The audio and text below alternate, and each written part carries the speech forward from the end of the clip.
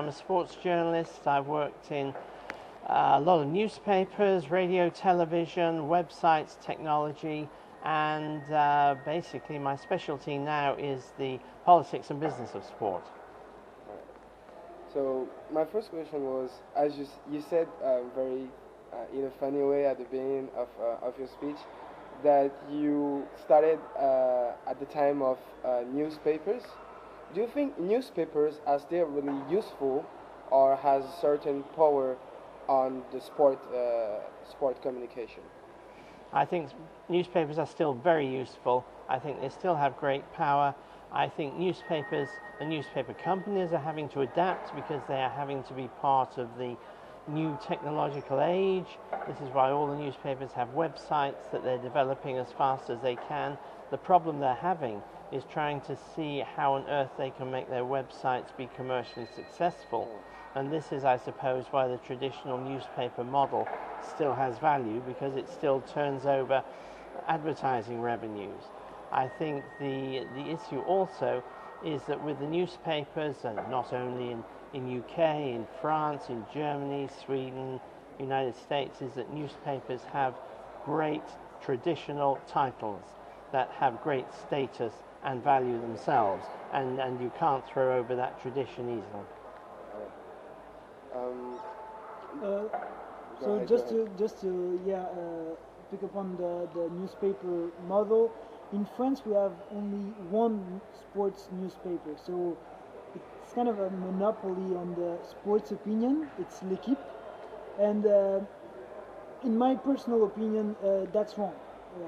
There's only one newspaper, everybody reads the same, and so they drive the public opinion. What do you think about that? Do you think it should change in France? I think that's a fascinating subject, because everybody knows L'Équipe. It has a great reputation. Obviously, if you go to countries like Spain, you can have 3, 2, 3, 4 sports newspapers. Portugal, the same. Italy, the 3 strong titles. On the other hand, in the United Kingdom, you have no sports newspapers. This is because the tradition grew up differently in different countries. I think, you see problems, I think, with the L'Équipe brand, where you have the complications of its sister magazine, France Football, being in bed with FIFA, with the Ballon d'Or award. I think that was, a lot of their journalists actually hated that. They felt they were compromised. I think also you can see there can be difficulties if the newspaper is owned by a big promotion sports organization group. But basically, I think really, if there are sports newspapers and they work commercially, then if there's 1, 2 or 3, in the end it's all promoting sport and interest and focus in sport. Okay.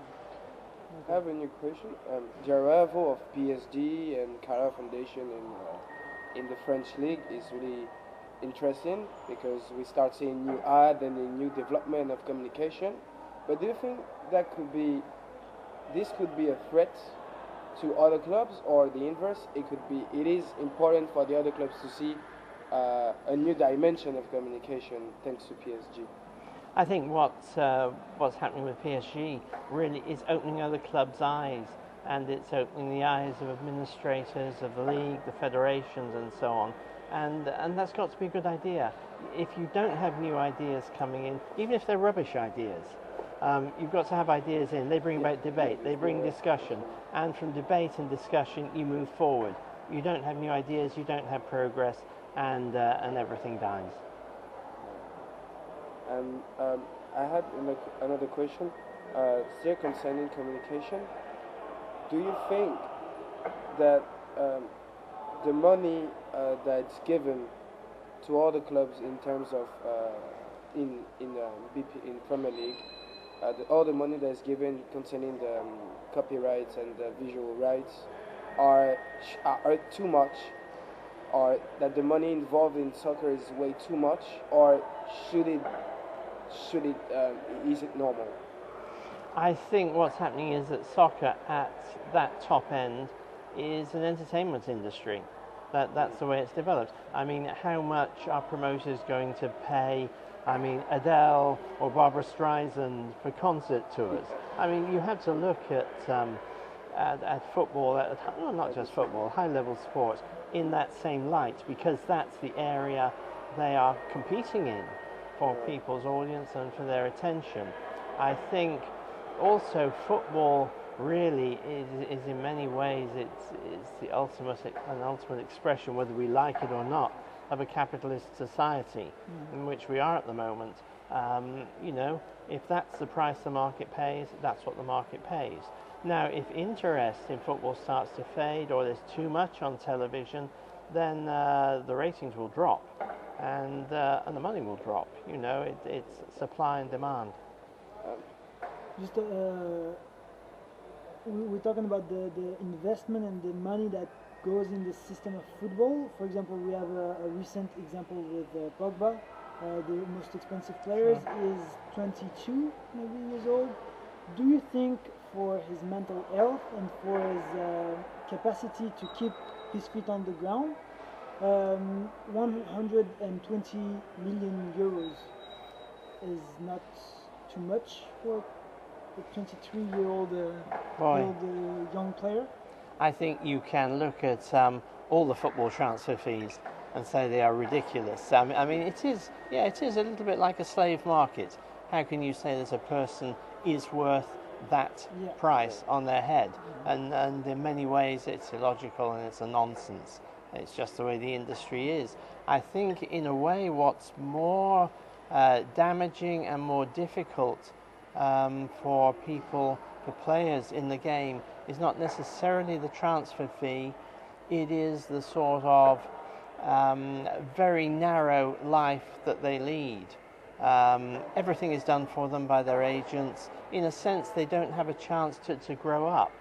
They don't have a chance to gain an education in life that normal people do. You know, arranging loans on their homes, you know, how they deal with trying to buy a car, or how they arrange for the education of their children. Almost they don't have that, and I think that's more of a maturity and a human educational problem. I think you have the circumstance, you know, I remember, you know, you'll have players who say that maybe they went on holiday with their families and they didn't know what to do with their passports, or going through passport controls in the airports on their own, because, you know, they go to their club, everything's done for them. I think Gary Lineker once said, he was asked when he retired what he would do, and he said, I'm going to go back around the world and see all the places I've been to, because I've only seen the airports, the hotels and the stadia. Yeah. For sure. You mentioned something very interesting about the fact that sport is it's a capitalist industry. When we look at the sport in the US with the NBA and the NFL, they are franchise in a way. Sure. And in France, it's really controlled by the FFF, and the FFF controls the district, and the district controls all the little amateurs team. What do you think about those two different way of different models? Those two different models. Yes, that is just part of I suppose the legal, social culture, really. I mean, the funny thing about the United States system of franchises, and certainly with a lot of the top end control of how the money is separated, where television rights goes, you know, even where players are allocated to their teams. That's a very, very socialistic, controlled kind of model in America. In America, yeah. I mean, one of the things that always irritates fans, for example, in England, and I'm sure it would be the same in France or other countries, is when businessmen from the United States buy an interest in the club and describe it as a franchise, because the fans say, we're not a franchise, we are a club. We have a tradition, we have a history, you know, and it's culture, and I don't see it's going to change. You know, this is the way that different countries run, different cultures are organized. And looking deeply into that, in America, sport in university is really, really important. And it gives you sometimes the key to be professional most of the time. Is one of the best way that is used in the NBA or NFL to draft players. But in France, it's totally different. When you play sport at university or at your school, it means that you don't have really a good level. You have to get into clubs. What do you think is the best way to be a professional? Should we follow the French institutions that say get in a club and then try to go from a club to another, or the American way that says go to high school, be the best at high school, and then you will go to the best university to follow your dreams? Well, I think the American, the way the college sports system works is unique. It's unique because of the size of the country, because of the finance that's available.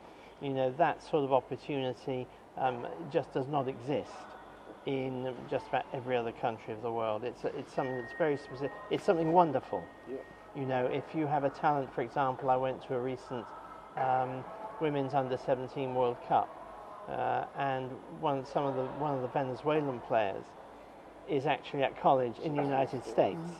Even at the Olympians were... You know, yes, of course, because, you know, they have a talent, they have an opportunity through the United States system, but it is a unique system, and it's no good thinking that you can translate that or impose it in another country, because you can't.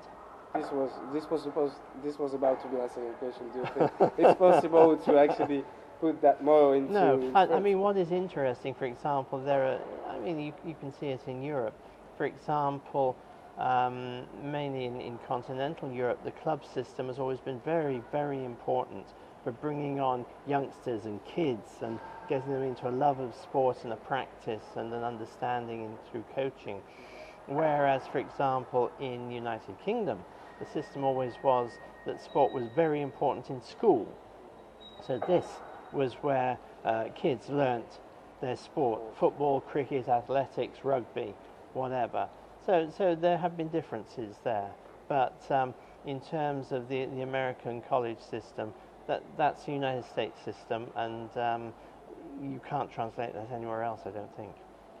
Just to finish quickly for the students that are watching us, they want to know about the sports management sector. They maybe want to be sports journalists. If you want one advice to give them, what it would be? 2 pieces of advice. Work as hard as you can, because then you will find opportunities opening up for you. And when those opportunities open up, grab them with both hands. Okay. Thank you very much, sir. It's a pleasure. It's a pleasure. Thank you.